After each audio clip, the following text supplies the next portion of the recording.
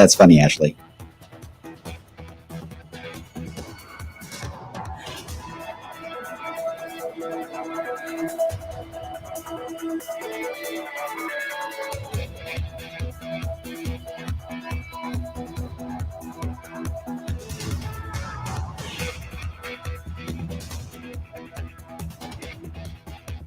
All right, guys. Good morning. Good morning. Morning. Morning. Hello. Hello. Hello. Wave meteorologist Brian Good here on this Thursday. Before we get to Thunder over Louisville, time is at a crunch now, and there have been some changes. Some positive, some not so much. But I'm going to explain. I will just say right out of the gate that it does look better than what it did even earlier this week. So that is at least an improvement. But before we get to the Thunder setup, we do have some thunder, the actual thunder, that we're going to have to get to as we head into parts of tomorrow. I'll explain on that coming up here in just a second. Hope you guys are doing well. Happy Thunder Week. Hope you've had a good week. A lot of folks fighting allergies like crazy. Everyone's getting sick here lately. So try to take care of yourselves, everyone. This is our time, right? Over the next 3 weeks here in Louisville, this is our prime time to celebrate the city of Louisville. And we're going to have a lot of friends and family. Everyone's going to be having a lot of Thunder parties, Derby parties. We got Thurby coming up. Waterford Wednesday is back next week. So try to stay healthy as much as you can. So everyone is on here. So just as a reminder, again, you can comment on Facebook, Twitter, YouTube, but not on the streaming apps. This will repeat on social media after I'm done with this coming up in just a few more minutes. But let's get right to it, shall we? We'll start with the outlook from the Storm Prediction Center first, which right now doesn't include anyone, and I don't suspect it will, even though I am talking about the chance of some thunder for parts of Friday. I'll explain in a little more detail on that. What is interesting is even on Saturday during the air show, it's possible you could get a small strike of lightning with one or two of those showers. It's unlikely, but it's possible. But the game plan here, the key point is that we are not expecting severe weather to take place over the next few days, and that's certainly some good news. But the radar is going to get active. We need the rain in a big way, and that's the reason why that today is standing out as a red flag warning. That's a lot of red. Red flag warnings in effect. It kicks in officially at noon, but it's typically in your warmest part of the day when the humidity level does drop to its lowest point. With that combination wind, good recipe there for some brush fires, grass fires, and in some cases, especially in Eastern Kentucky, you get into wildfire scenarios that can now break out. Typically around here, I have yet to really experience a red flag warning without some type of grass fire happening for some reason, it's always I-64, but somewhere along the interstates, and it's typically because someone throws a cigarette out the window, or I've seen several times that there's a chain, it's on a U-Haul especially, or any kind of truck, but a chain falls off and the chain drags on the concrete and creates a spark. That happens quite often. That can be just enough to get a flame going. And in this case, the reason why it's concerning is that even if it were to be a small flame, the wind's strong enough that it can really get to the point of getting out of control before fire crews can actually arrive. So that's why we want you guys just to be extra aware today more than usual, and don't be doing any type of burning or in the fire pits or anything like that. Leave that alone. We need some rainfall. All right. And we've got some. We definitely have some coming our way. Beautiful look right now into downtown Louisville at Joel's Crab Shack. Of course, this is going to be a jam-packed spot.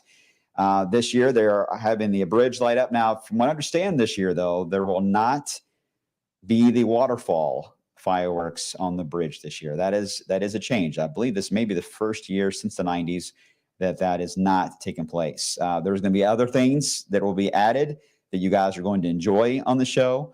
But the waterfall part will be absent this year. It takes a lot of work to get that done. But that is the bridge that will carry most of the fireworks. I believe it closes today. They'll be shutting it down for traffic.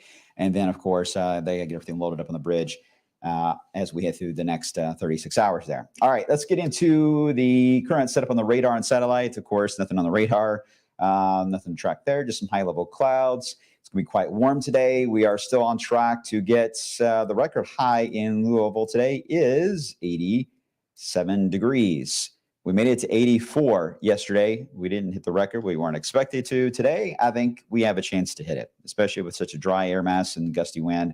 I think it's possible to get up to that 86, 87 degree range. The record was set back in 1976. Now you see the low pressure and the storms breaking out across the areas of Mississippi Missouri into Arkansas. That's where your main severe threat will be today across areas of the front. Remember about this front, it slows down. So the thunderstorms, once they fire up today, they will actually get too far away from the moisture, especially. So once they get too far away from that, they will just start to lose their kick.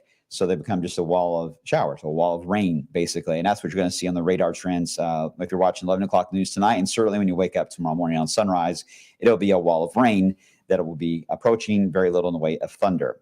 Now, again, there's no outlook east of that because, again, the front is going to basically just slowly tippy-toe through the Ohio Valley, but there is some heating tomorrow, so I can't rule out a gusty shower storm into the afternoon hours. All right, let me explain. What I'm going to do is I'm going to show you a FUTURECAST. We're going to take this hour by hour all the way to thunder evening. So I want you guys to pay attention. Get your crayons out, number 2 pencils, Scantrons, whatever you need, and we'll tackle this, okay?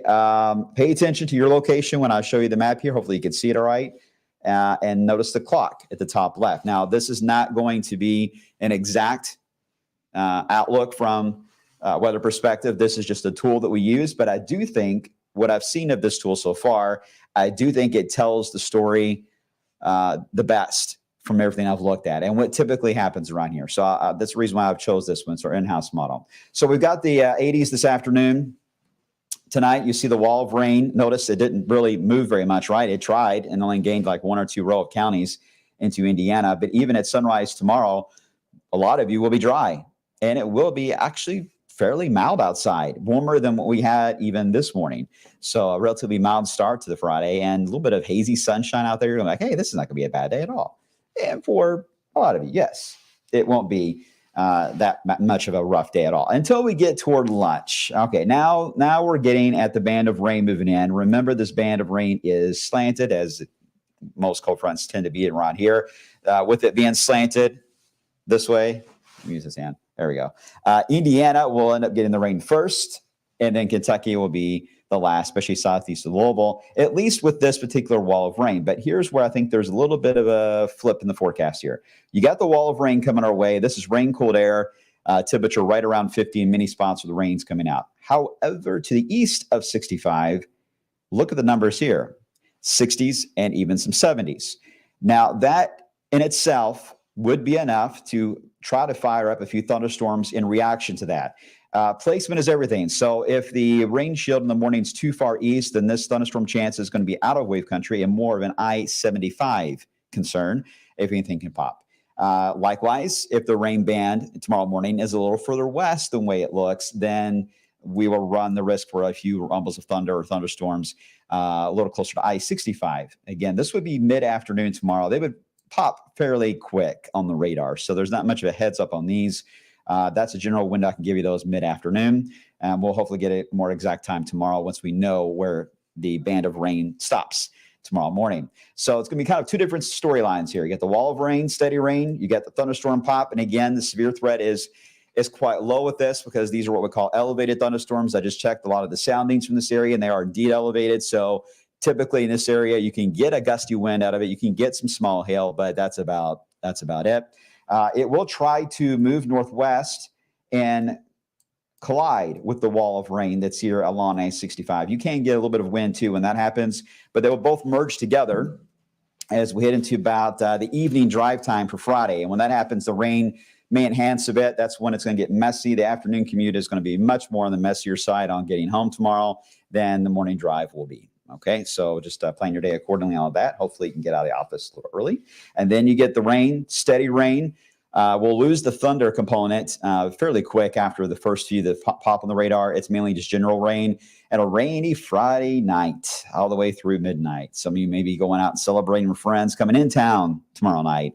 It is going to be messy on the roads, ponding of water on the roadways. This is a good, solid inch of rain we're talking about coming our way for your Friday night. So Friday night, if you can just have friends over inside and do more of a house party kind of thing, it's probably going to be best instead of venturing out. But that it's whatever you guys decide to do, or take a ride sharing, head out. But I wouldn't drive in this mess, really wouldn't. Now, this is the actual low pressure that we've been tracking all week that's going to be attached to the front. The low itself is going to be right about here. So it's on the move, and it's moving faster than expected. I would say it's gained a good 50 to 60 miles in real estate compared to what it had on Monday. So that's good. It gets it out of our hair faster as we head into your Saturday. So that'll move out of here with rain, the steadier rain moving out. In fact, fast enough, we should get sunshine Saturday morning. So when you wake up, you've got your game plan out. If you're a hardcore Thunder Air Show person, you've got your plan mapped out where you're going to park, where you're going to walk, where you want to be at to get the best food, the best location. You're going to wake up, and more than likely, we will have sun out that window. And that's a very good thing, right? You're going to be like, yes, this is great. It's going to be a great day. And yes, overall, that sun is a good thing. I'm not going to try to downplay it. The one thing we have to be aware of, though, in this setup is not so much as the sun coming out as it being the big storyline. It's that it's so cold upstairs above our head that as soon as that sun has a chance to heat up the ground, the sun angle is pretty high here for late April. So as the sun tries to heat up the ground, it will create a rising motion, and you're going to get clouds to fill back in. And then you get these little popcorn downpours and showers that pop on the radar. They will be reactive to heat. So it just depends on how long the sun is out to try to warm the ground up. Will depend on how quickly those will begin to pop. A couple of things with that. The best potential for them to pop is going to be really more in the bluegrass area of Kentucky than it will be Indiana. Louisville is going to be right on the edge of that. So we may see them form near downtown. You may see a couple of dark clouds start to form in between peaks of sunshine. And then you're going to get some gusty winds because when you have this kind of scenario, it will be a little breezy out. And then you're going to get a couple little downpours to move through. I mentioned there's a chance of lightning with this. I think right now the lightning chance is going to be more on the eastern side of that than it would be here locally. But there will be just a couple quick showers moving through. This is different than what it looked like earlier in the week when it would have been a steadier drizzle that would have lasted like 2 or 3 hours, a constant drizzle. I think that's miserable, right? These showers are not going to last as long. They could be heavier, certainly, than drizzle. It's just a quick shower, and then it's over with. So I would still take the rain gear, still prepare for a downpour to hit you just in case, even if you're heading downtown and the sun is out at that point. Just be aware of this potential. The wind part, we'll watch that because not only for us, but mainly for the planes and, of course, the drones as we head into the evening hours. Because they are heat dependent, as soon as we get closer to sunset, they will fade out. So we've taken out the drizzle chance for the fireworks show, and then skies will also begin to clear up because, again, clouds have been forming all day because of the heat, the rising air. So that will improve, and then it's going to be chilly in the 40s throughout the fireworks show. Now, this is one of our other ways we can see that exact same model. And I know this is very hard to read. Your eyes are like, what is this? And I tend to like models this way sometimes because it really gives me an idea of some of the parameters to look at. A couple things to point out if you can even see it. So I'll try to just draw as quick as I can. Humidity this afternoon, dropping in the 20% range, 20, 25%. That's why we got the red flag warning. Cape right there shows up about 300. That is Saturday afternoon when that cape forms. Again, you see where the zeros are. That's where you go 100% cloud cover down to zero, a clear sky. And then as soon as we have a couple of hours here of zeros of clear sky, clouds fill back in. You get your cloud percentage up over 60%. And then you get the few downpours that begin to pop. Watching the wind gust, roughly 20 to 30 miles per hour possible once that happens as well, a little breezy. And you see the temperature. I think our warmest part of the day is going to be right around 1 o'clock, maybe 2 o'clock tomorrow. Then after that, once these clouds form and these spotty showers form, the thermometer should slide down. So our high, again, will be early afternoon, not late afternoon like we normally would expect for the area. All right, so let's recap it. Air show. Want to go with still a little warmer than we have, but it's still a cool day. Keep in mind you're on the river here. So 59 degrees. That 30% chance will be there for the shower that will pop again after we get a few hours of sun. If I had to point it, I think it's going to be close to the air show time, just the clock. So anywhere between 3 and 5, I think we could get a shower to pop. And then for the fireworks, I don't think we have to worry about drizzle. Skies will begin to clear. And the wind flow in general is going to favor the fireworks blowing the smoke anyway, more toward Kentucky than Indiana. If we can get a little more due west wind, which is possible, that may just push the smoke more toward Cox's Park. It looks like not right into the city of Louisville, so a little bit downriver, if you will. It just depends on the angle there. That is still being worked out because it still may fluctuate northwest or west. But Indiana, the wind will not be blowing toward you. So if you want a spot to avoid smoke, it will be Indiana. All right, after this, we have a southern low pressure next week. There could be a couple of frosty mornings, by the way. Sunday and Monday could be frosty. We'll watch that. We got a southern low. It's going to get squished. It has no choice but to head south. It may graze Kentucky for the week. It looked like earlier in this week it would go right over us. Now it looks like it's probably going to scoot to our south. But there is one right behind it that is going to take a similar track, but is going to actually aim more toward us. So right now that would mean about a week from today or next Friday, rain. And that may carry over for the mini and the main marathon as well on Saturday. Hopefully it's out here in time for the Pegasus Parade, but that too could be close depending on how long it lingers. There you go. That is the summary of Thunder Weekend into next week. Anything that I was not clear about that I can try to clear up for you guys? Michelle, the flag poem. Yeah, I don't think the poem's going to be this year as well, but the flag, normally you guys know it's always carried by the helicopters. Actually, it used to be done by helicopters, and then they switched to planes that would drag the flag across the river. It will be different this year for the first time, and I really think you're going to like what they're going to do. And that's my teaser on that one. Best part of the Thunder is the waterfall bridge. I know, I love the waterfall bridge too. When that happens, it's great, but trust me, after talking to everyone that's involved in it and how much work is involved in setting that up, it's a huge thing that could be time spent and money spent to really change things in a different way, advance the show that I think everyone's really going to like. So I don't think you're going to be disappointed with some of the replacements that you'll see. All right. I'm a big fan of Thunder. I've only missed 2. I didn't miss a single one until we got to the pandemic time period, but I've only missed 2 in my life. And I can tell you that for everything I've seen laid out on the rundown, the game plan, it's pretty wild, pretty wild. All right.